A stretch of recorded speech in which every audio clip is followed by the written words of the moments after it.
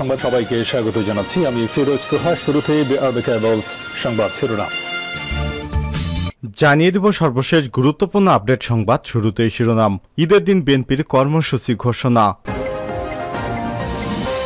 এরপর জানিয়ে দেব সরকার মানুষের ঈদ আনন্দ কেড়ে নিয়েছে, অভিযোগ করলেন বিএনপির সিনিয়র যুগ্ম মহাসচিব অ্যাডভোকেট রুহুল কবির রিজভী। জানাবো সিলেটে ফের বন্যা, পানিবন্দী ৯,৫০০-এর বেশি পরিবার।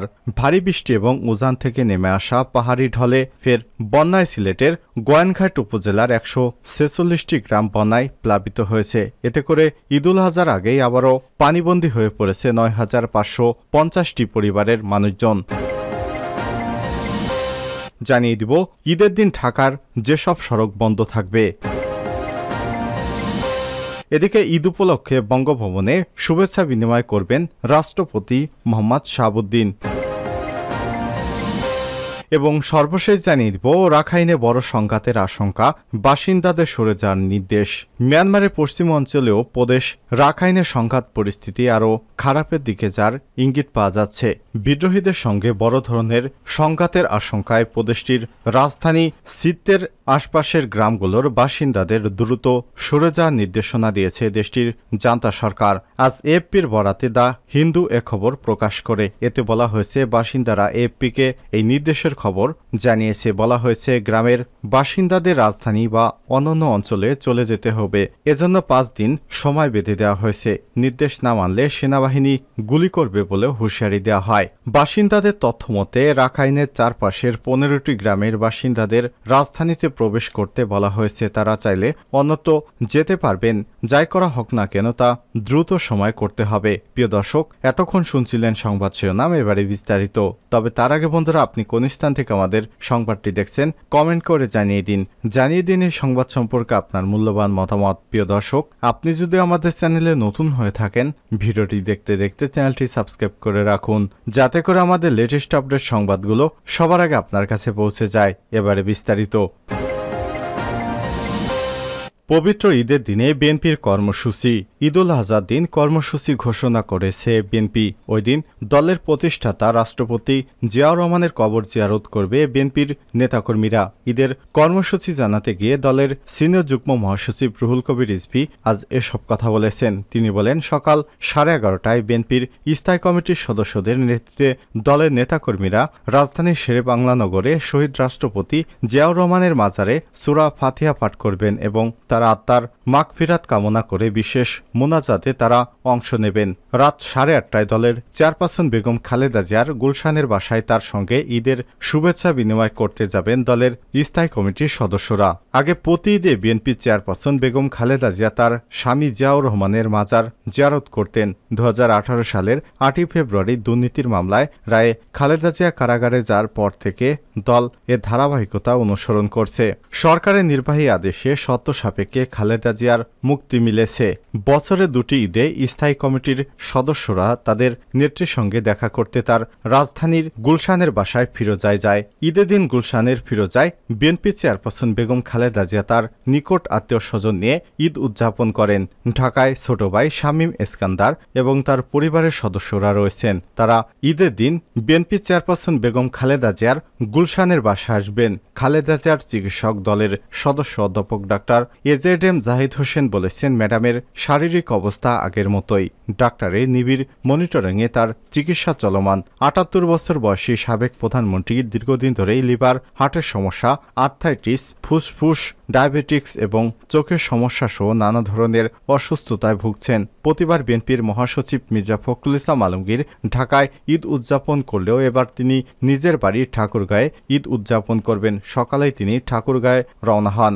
ঈদের দিন ঢাকায় থাকবেন না বলে গতকাল শনিবার রাতে গুলশানের বাসায় বেগম খালেদা জিয়ার সঙ্গে সাক্ষাৎ করেছেন বিএনপির মহাসচিব মির্জা ফখরুল ইসলাম। এদিকে বিএনপির ভারপ্রাপ্ত চেয়ারম্যান তারেক রহমান এবং মহাসচিব মির্জা ফখরুল ইসলাম আলমগীর পৃথক বার্তায় দেশবাসী সহ নেতাকর্মীদের এবং মুসলিম উম্মাহকে ঈদের শুভেচ্ছা জানিয়েছেন। সরকার মানুষের ঈদের আনন্দ কেড়ে নিয়েছে রিজভী। বিএনপি সিনিয়র যুগ্ম মহাসচিব রুহুল কবির রিজভী বলেছেন, উচ্চবিত্ত মধ্যবিত্তরাও এখন পশু কুরবানি করার সামর্থ্য হারিয়ে ফেলেছে। সরকার মানুষের ঈদের আনন্দ পর্যন্ত কেড়ে নিয়েছে, তাই গরুর হাটে লোক নেই। এরপরও যারাও আছে হাটে গরু কিনছেন তাদের বেশিরভাগ সরকারের দুর্নীতিবাজ লোক। রোববার রাজধানী নয়াপল্টনে বিএনপির কেন্দ্রীয় কার্যালয়ে এক সংবাদ সম্মেলনে এসব কথা বলেন রিজভী। এ সময় কুরবানির বাজারে পশুসহ নানা পণ্যের মূল্য বৃদ্ধির জন্য সরকারকে দায়ী করেন রিজভী। রুহুল কবির রিজভী বলেন, দেশের প্রতিটি ক্ষেত্রে চরম অরাজকতা পরিস্থিতি বিরাজমান করছে। শেয়ার বাজার থেকে আরম্ভ করে পাড়া মহল্লার কাঁচা বাজার পর্যন্ত প্রতি সেক্টরে সিন্ডিকেটের দৌরাত্ম্য অসহায় সাধারণ জনগণ। বাজারে গরুর মাংসের কেজি 800 টাকা, এলাচির কেজি 4000 টাকা, লবঙ্গের কেজি প্রায় 2000 টাকা, দারুচিনি কেজি প্রায় 600 টাকা, তেজপাতার কেজি 300 টাকা। জনগণ যে খাদ্যপণ্যের মূল্যবৃদ্ধির এক আগ্নেয়গিরির উপর বসে আছে সেটি এখন প্রত্যক্ষ করা যাচ্ছে। এ সময় রিজভী বলেন, দুর্নীতির কারণে ব্যাংকগুলো শূন্য হয়ে গেছে। তারল্য সংকটে সাধারণ গ্রাহকেরা টাকা তুলতে পারছেন না। বুথে টাকা নেই। ডলার সংকটের কারণে ব্যবসায়ীরা এলসি খুলতে পারছেন না। উচ্চ মূল্যস্ফীতির ফলে উচ্চশিক্ষার জন্য শিক্ষার্থীরা বিদেশে যেতে পারছেন না। ব্যাংকগুলোকে অনিরাপদ করে তোলা হয়েছে। সুতরাং ব্যাংক থেকে এবার যার যত টাকা আছে সেগুলো তুলে নেয়ার ফলে ব্যাংকে তারল্য সংকট দেখা দিয়েছে। এ কারণে ব্যাংকে ঘন্টার পর ঘন্টা লাইনে দাঁড়িয়ে থাকলেও টাকা তোলা যাচ্ছে না। সিলেটে ফের বন্যা, পানিবন্দী ৯,৫০০-এর বেশি পরিবার। ভারী বৃষ্টি এবং উজান থেকে নেমে আসা পাহাড়ি ঢলে ফের বন্যায় সিলেটের গোয়াইনঘাট উপজেলার ১৪৬টি গ্রাম বন্যায় প্লাবিত হয়েছে। এতে করে ঈদুল আজহার আগেই আবারও পানিবন্দী হয়ে পড়েছে সিলেটের প্রায় ৯,৫৫০টি পরিবারের মানুষজন। সবচেয়ে বিপদে আছে উপজেলার ১৩টি ইউনিয়ন, নিম্নাঞ্চল এবং হাওড় অঞ্চলের পানিবন্দী মানুষ। রোববার ১৬ জুন দুপুর ১২টার পর সর্বশেষ তথ্য অনুযায়ী গোয়াইনঘাট সারি পিয়াইন নদীর পানি বৃদ্ধি পেয়ে বিপদসীমা অতিক্রম করেছে।